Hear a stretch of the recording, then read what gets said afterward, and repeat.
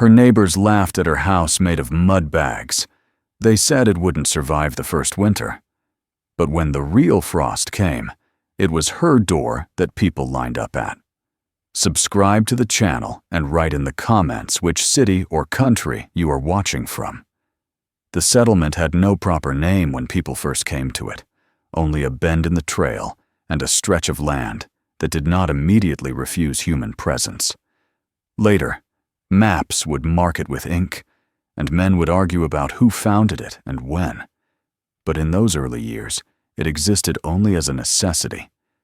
It sat where wagons needed to stop, where animals needed water, and where the long road west forced people to rest, whether they trusted the place or not. The frontier did not reward caution, but it punished comfort, and the town grew from that balance, never fully safe, never entirely temporary. Houses rose quickly there. They had to. Winter did not wait for careful men. Walls were nailed together with green timber, floors lifted high off the ground to keep out damp and rot, roofs pitched steep and light so snow would slide away instead of settling. Speed mattered more than thought. A man who could raise a frame in a week was praised more than one who asked questions. No one spoke of foundations except in passing, because the soil was soft and forgiving in summer, and digging deep cost time and strength most people did not have to spare. The ground was treated as something to stand on, not something to understand. The woman who would later be spoken of in lowered voices lived on the edge of that place, in one of those houses built fast and thin, before anyone thought of her as separate from the rest. She was not remarkable then. She had come with her husband and their young son, carrying little more than tools, a few blankets, and the belief that effort would be enough. Her husband worked hard, like most men there, turning his hands to whatever was needed, trapping in the colder months, hauling timber when the roads allowed, repairing wagons for those who paid in food or coin. He knew how to mend things, but he was not a builder. He trusted the way houses had always been made, because trusting tradition was easier than questioning it. Their home stood on short posts, driven into the earth, the floor raised just enough that air could move beneath it. In summer, it stayed dry, and in autumn it seemed sound. But when winter came, the wind found every crack. Smoke from the stove never quite knew where to go. It lingered low on still nights and vanished too quickly when the wind howled, pulling heat with it. The woman learned to read the house by sound, the way boards popped when the temperature dropped too fast, the way the floor sighed under frost, the way the roof creaked when snow shifted its weight.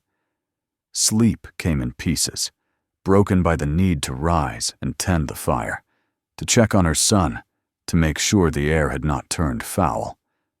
Her boy was 10 when that winter arrived, old enough to notice fear without being able to name it, young enough to accept it as part of life. He learned early to wake quietly, to sit still when the fire died down, to wrap his blanket tighter when the cold pressed in from the corners. He watched his parents move through the dark with careful steps, speaking little, conserving breath as much as warmth. Those nights carved something into him that would stay, though neither he nor his mother yet understood its shape.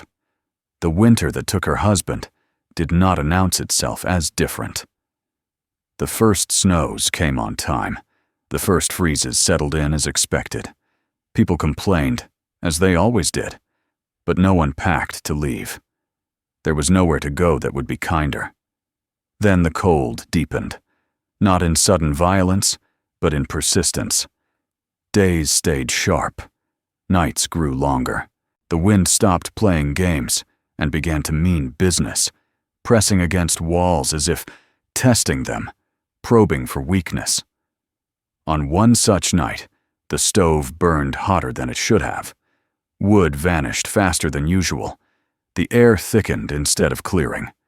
Somewhere inside the narrow pipe that carried smoke upward, a flaw made itself known.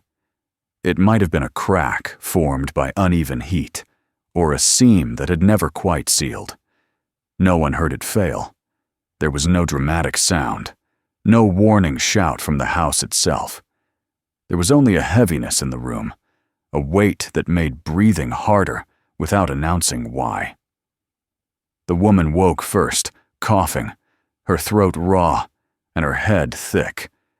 She reached for her husband, meaning to shake him awake, but his body did not respond as it should have. Panic tried to rise, but the cold pressed it down, forcing clarity. She opened the door, and the wind rushed in, stealing heat, but saving breath. By the time neighbors came, drawn by the light and the open door, it was already too late. Her husband had died where he lay, taken not by storm or accident, but by a house that could not protect him from its own fire. The morning after was brutally clear. Frost covered everything, sharp and bright. Inside the house, the cold returned with a vengeance once the stove went dark. The woman stood still, while others spoke around her, offering help, offering words that fell flat because they were shaped for grief she did not feel yet. She did not cry. She did not collapse. She watched as men carried the body out, watched as her son stood stiff and silent, and something inside her hardened into focus. The house had failed. Not fate, not the land, not the winter alone. The structure meant to shelter them had become the reason one of them was gone. That understanding settled deep and refused to move. When the burial was done, simple and hurried, because the ground was already fighting the shovel, she returned home with her son and stood in the doorway for a long time. She looked at the walls, the floor, the gaps stuffed with rags and clay. She listened to the wind passing under the house, lifting cold into the boards. For the first time, she saw the place not as shelter, but as a collection of decisions made by people who had never expected the worst. Others urged her to leave. A widow with a child was an easy thing to pity and a hard thing to support. Some suggested she sell the land cheap and move east, or marry again quickly before the next winter tested her luck. She listened without answering. Her grief did not turn inward. It turned outward, into the world she could still affect. She began to watch the settlement differently. As the rest of winter dragged on, she noticed which houses smoked steadily and which lost heat too fast. She noticed how the ground shifted under some floors after a thaw, leaving doors crooked and walls strained. She saw the way fire took hold in dry frames, racing through pine and cedar like hunger. She kept these observations to herself, storing them quietly while tending to her son and surviving the remaining cold. When spring finally loosened the earth, it revealed damage that had been hidden under snow. Cracked foundations, tilted structures, ash where buildings had stood. People repaired what they could, replacing boards, shoring posts, pretending the same methods would serve them better next year. The woman did not repair her house. She dismantled it. Plank by plank, she took it apart. The usable wood was stacked neatly. The rest was burned or discarded. Neighbors shook their heads.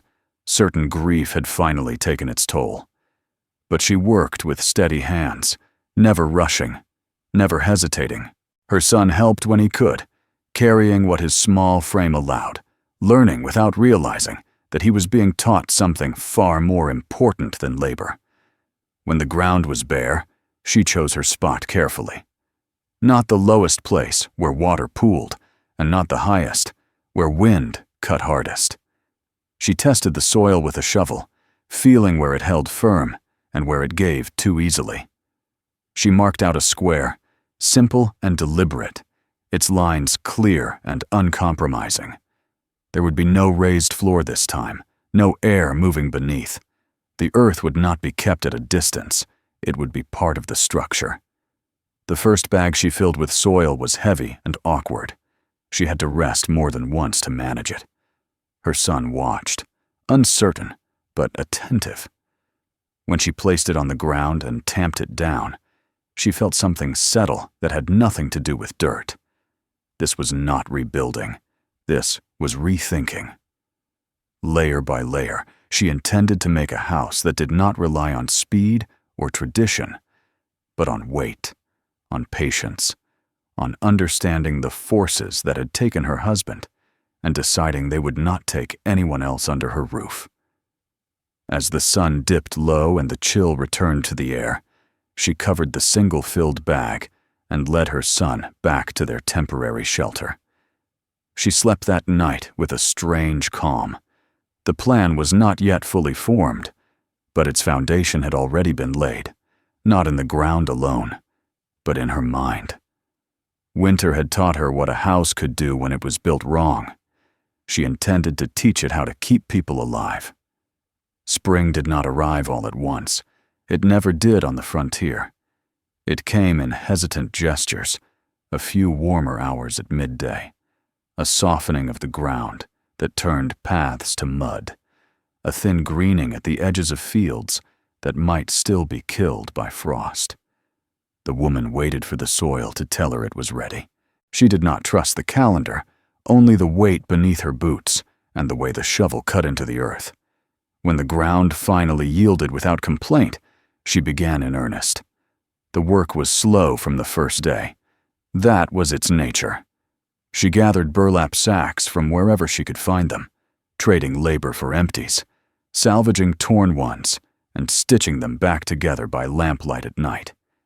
She mixed earth with sand and clay in careful proportions, learning by touch when the blend was right. Too loose and it would slump. Too wet and it would never truly settle. She filled each bag until it could barely be lifted, then dragged it to the marked square and laid it down with intention. Her son helped where his strength allowed, steadying the sack while she tamped it flat with a hand-carved tool, learning the rhythm of the work through repetition. The first courses were the hardest. The bags resisted alignment. Corners threatened to wander. She corrected them patiently, measuring not with tools, but with her eye and the memory of straight lines. She pressed each bag into its place until the layer formed a continuous ring of mass. When one course was complete, she stretched wire along its length, fastening it down before placing the next layer. The wire bit into her hands and tore her skin, but she welcomed the pain. It meant the structure would hold when pressure came. People noticed, of course. In a settlement that lived close to the ground, nothing escaped observation for long. At first, curiosity drew them. Then amusement. Men leaned on fence posts and shook their heads. Women whispered behind hands, unsure whether to pity or mock. A house made of dirt and sacks was not a house at all, they said. It was something temporary, something desperate. Someone joked that she was building a root cellar above ground. Another wondered aloud if she planned to bury herself in it when winter came again. She heard it all. She did not respond. Words were light things, and she was done building light. The merchants were less subtle. When she came to purchase lumber for the roof, she found doors closed that had once been open. Credit was refused with apologetic shrugs. They did not want their names tied to whatever folly she was attempting. A house like that would fail, they said, and when it did, there would be blame to spread. She paid in what coin she had saved and accepted that she would need less wood than most. That suited her. The walls would do the work the frame usually did. Her son bore the weight of the town's judgment more openly. Children are honest in ways adults pretend not to be. They repeated what they heard at home. They laughed at him for living in a pile of bags. They called his future home a mound, a nest, a shelter for animals. He came home one afternoon with dirt on his knees and anger he did not know how to express. She listened as he spoke, then sent him back outside with a task. Work did not erase the hurt, but it gave it somewhere to go. As the walls rose, the logic of the structure became clear to her in a way no book or instruction could have taught. Each layer added not just height, but stability. The mass pressed down and outward, locking itself in place, The square shape resisted shifting, distributing weight evenly instead of letting it wander. By the time the walls reached her chest, the interior already felt different. Sound was muted. The wind passed overhead instead of through. Even unfinished, the space held a kind of quiet she had never known inside a building. She shaped openings carefully. Windows were narrow, placed with thought, not symmetry. The door was set deep, framed by thickness that would keep the cold at bay. She left gaps where beams would later rest, trusting herself to remember their purpose when the time came. Every decision was deliberate. There was no room for decoration, no need for it. Beauty, she had learned, was not what kept you alive. When the walls reached their final height, she paused. The house sat heavy and low, its edges clean but unadorned. It looked unfinished to those who passed, and perhaps it was. But to her, it already felt complete in its most important way. She ran her hands over the packed earth and felt solidity, where before there had been only doubt. The roof came next, and with it a shift in perception. Wooden beams arrived on a borrowed cart, hauled from the mill with effort and quiet determination. She selected them carefully, choosing thickness over length, weight over elegance. Together with her son, she lifted them into place, seating them into the walls where she had planned for them all along. The fit was tight. The structure accepted the wood as if it had been waiting. The roof took shape slowly, a low, broad triangle that hugged the house instead of towering above it. Boards were laid close, then covered and sealed. Wide eaves extended outward, a deliberate choice that kept water and snow away from the walls. When the final piece was set, the house changed in the eyes of the town. It no longer looked like a mistake in progress. It looked, unmistakably, like a home. The laughter did not stop entirely, but it softened. Some said it was clever in its own way. Others claimed she had simply been lucky so far. No one admitted they might have been wrong. That would come later, when it could no longer be avoided. Inside, she finished the surfaces with care. Clay smoothed the walls, sealing gaps and adding another layer of mass. The floor was packed earth, firm beneath her feet, cool but not cold. The stove was set against the thickest wall, its pipe running short and straight, designed to draw without struggle. When she lit the first fire, the heat spread slowly, lingering instead of fleeing. She sat with her son and watched the warmth settle into the walls, feeling it return hours later, even after the flames had died. Autumn arrived without drama. Leaves turned and fell. The air sharpened. The house remained still.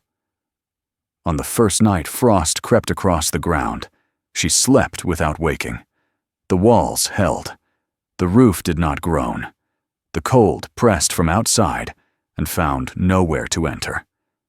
As winter approached again, the town prepared as it always had, stacking wood, sealing cracks, trusting in routine. The woman did the same, but with a quiet confidence that came not from habit, but from understanding. She had built something heavy enough to matter. Whatever the season brought, her house would meet it on equal terms. The first cold came quietly, as it always did, sliding into the evenings before anyone was ready to admit it had arrived. The days still warmed under the sun, and men spoke of time left, of one more repair, one more load of wood. But the nights lengthened, and the air sharpened with a patience that felt deliberate. The woman noticed the change not by the calendar or the color of the sky, but by the way her house responded. It did not sigh or creak when the temperature fell. It simply held. When the frost returned in earnest, it tested every structure in the settlement, just as it had the year before. Thin walls gave back heat too quickly. Floors lifted and settled unevenly as the ground froze and shifted beneath them. Doors swelled and stuck, then shrank and rattled in their frames. Smoke hung low over the town in the mornings, a sign of stoves pushed too hard and chimneys struggling to draw. The winter had not yet shown its full strength, but it was already reminding people how fragile their preparations were. Inside the woman's house, the difference was unmistakable. She lit the stove once in the morning and again before nightfall, using less wood than she ever had before. The heat did not rush upward and vanish. It moved slowly, absorbed by the thick walls, settling into the mass she had built layer by layer. Even when the fire burned low, the air stayed warm enough that her son could sit on the floor without shivering. At night, she woke less often, not because she trusted the season, but because the house no longer demanded constant vigilance. Her son noticed it too. He had grown accustomed to cold as something that crept into his bones, no matter how close he sat to the fire. Now, the cold stopped at the walls. He traced the surface with his fingers, feeling not chill, but a muted warmth that lingered like memory. He asked fewer questions than she expected. Some lessons did not need words. The first signs of trouble elsewhere came early. A small house near the creek lost part of its roof in a sudden wind, exposing the interior to snow before the family could patch it.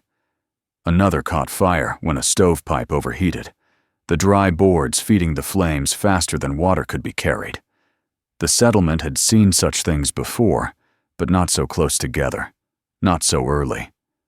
People muttered about a bad season, about luck turning against them. One afternoon, as the sky darkened earlier than it should have, a knock came at the woman's door. It was light, hesitant.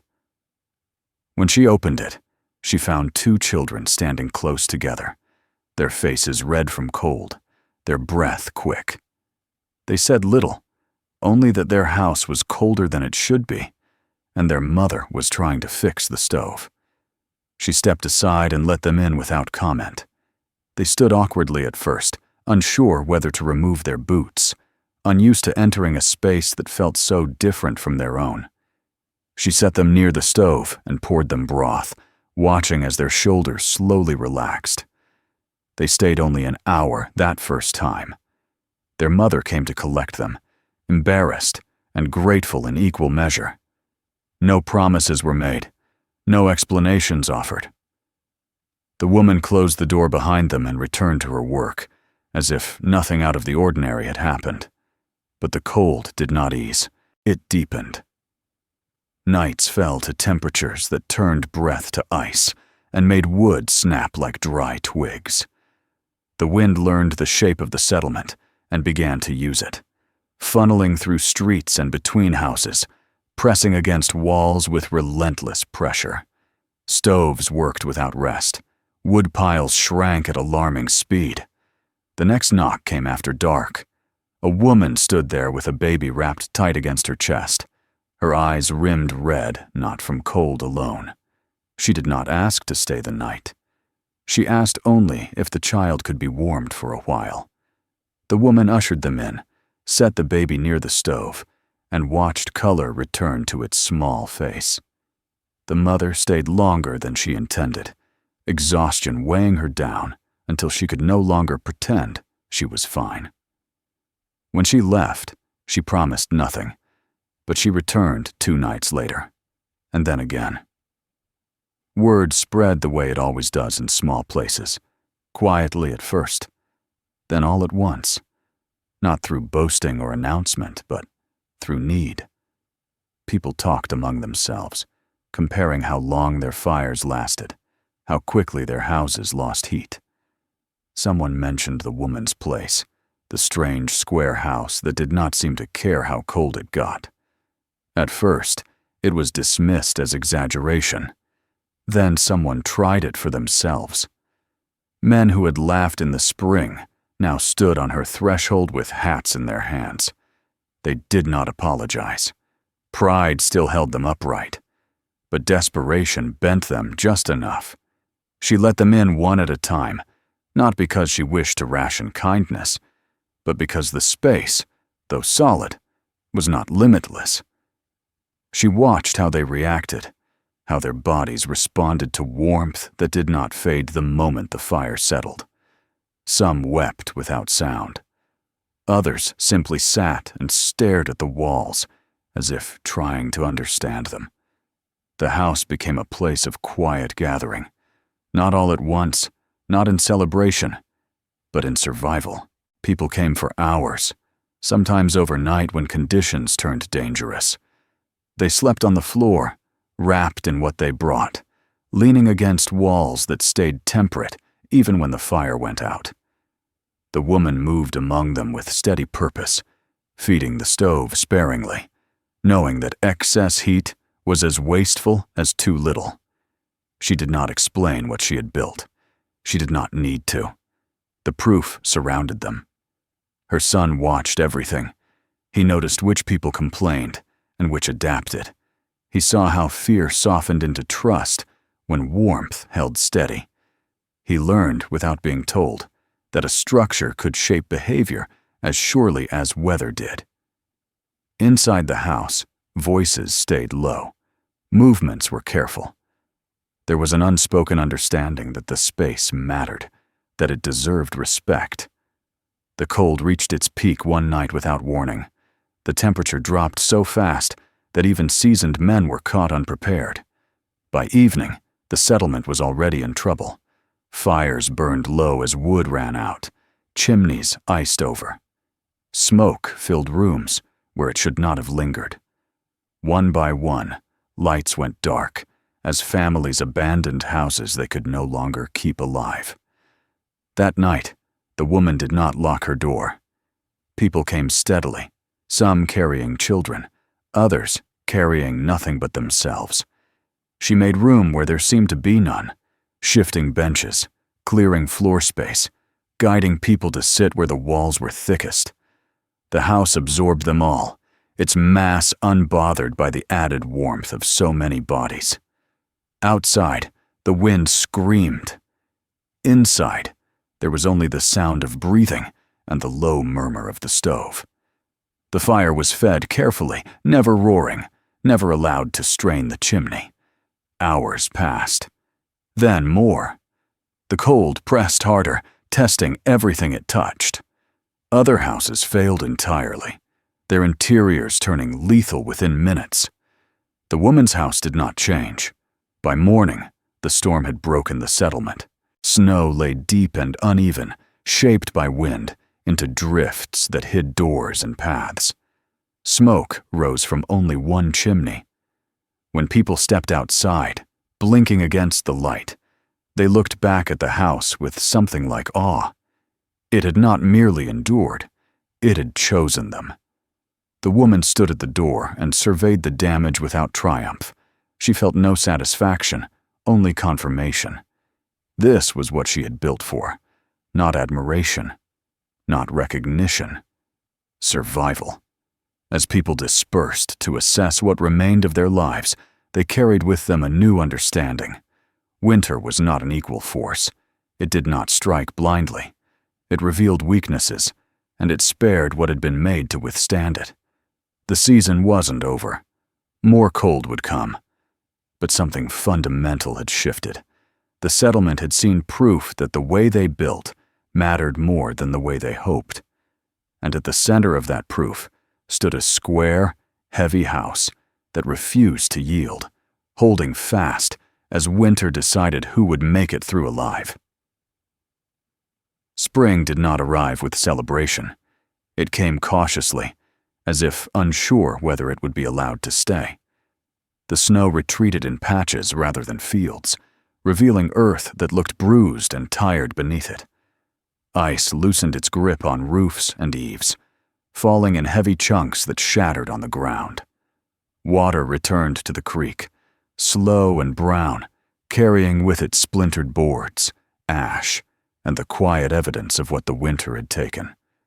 The settlement emerged into this new season altered, stripped of illusions it had once carried with confidence.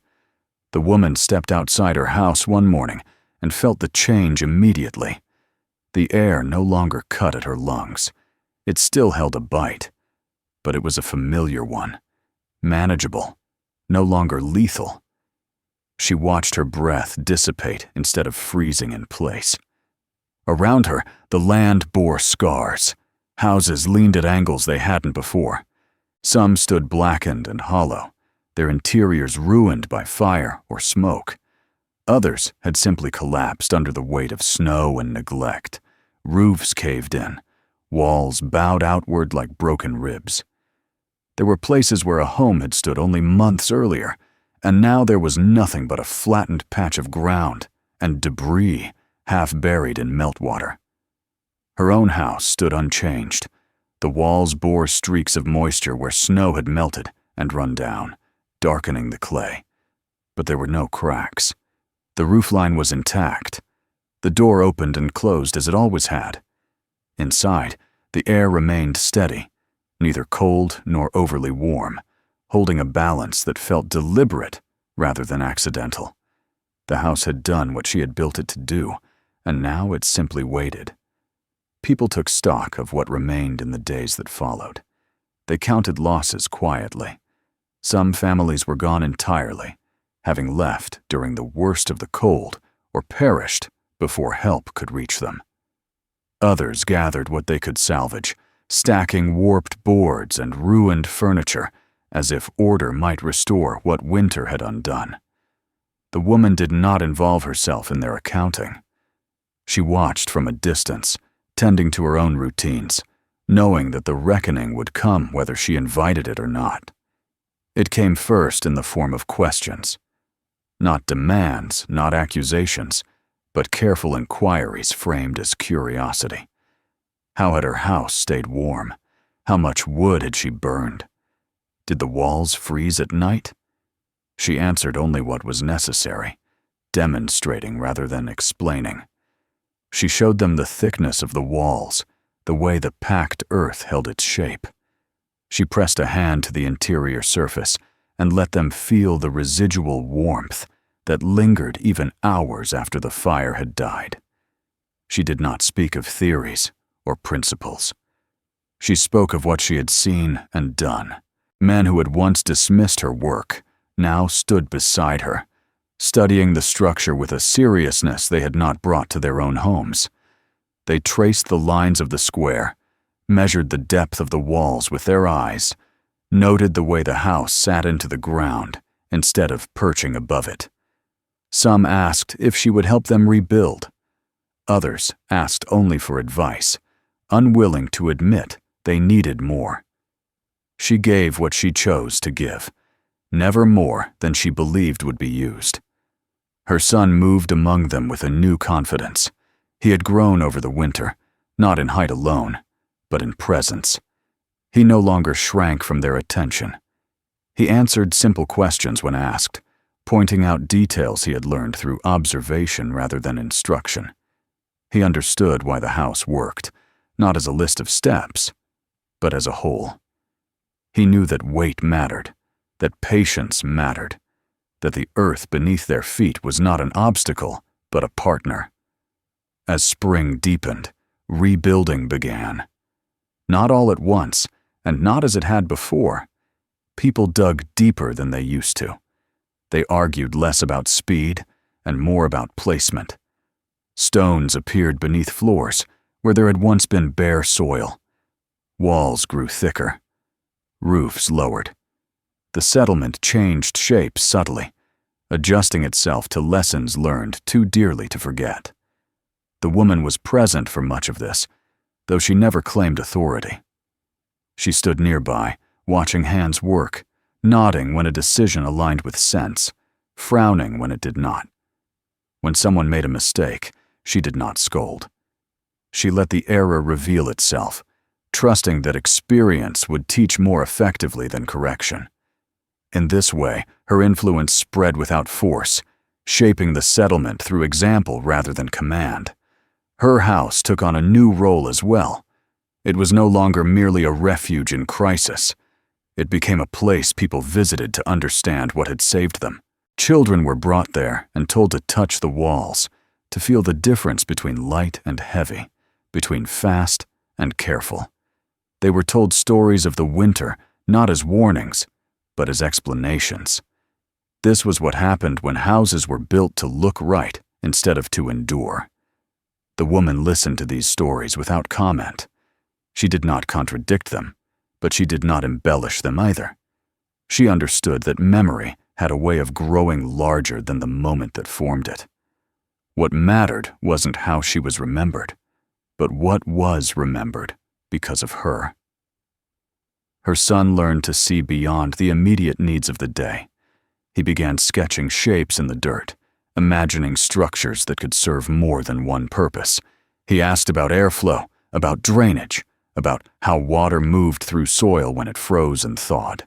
She answered when she could, and when she could not, she encouraged him to observe. The land would tell him what he needed to know if he paid attention. Years passed in this way, marked by seasons that no longer felt as threatening as they once had, but still demanded respect. The settlement grew more stable, if not larger. Fewer houses failed each winter. Fewer fires took hold. People slept with less fear, trusting the structures they had built with intention. The woman aged quietly. Her movements slowed, though her mind remained sharp. She continued to maintain her house, repairing surfaces, resealing cracks before they could become problems. The structure required little from her compared to what it gave, but she did not take that for granted. A house, she knew, was a relationship, not a possession. When her health began to falter, it did so gently. There was no sudden illness, no dramatic decline. Her strength simply ebbed, leaving her tired more often, her hands less steady. Her son, now grown, took on more of the physical work, honoring the lessons she had given him by doing the same work with the same care. He built his own house nearby, using the same principles, adapting them where necessary, never forgetting the winter that had taught them both what mattered. When she died, it was in her sleep, during a mild season when the world felt forgiving. The settlement gathered not in mourning, but in acknowledgement. They buried her in the earth she had trusted, near the house that had carried her through her hardest days. There were no grand markers, only stones placed carefully, each one chosen for its weight and shape. Her house remained. It weathered sun and rain, frost and thaw, bearing the marks of time without yielding to it. People continued to come, to learn, to remember. The story of the winter that had changed everything did not fade.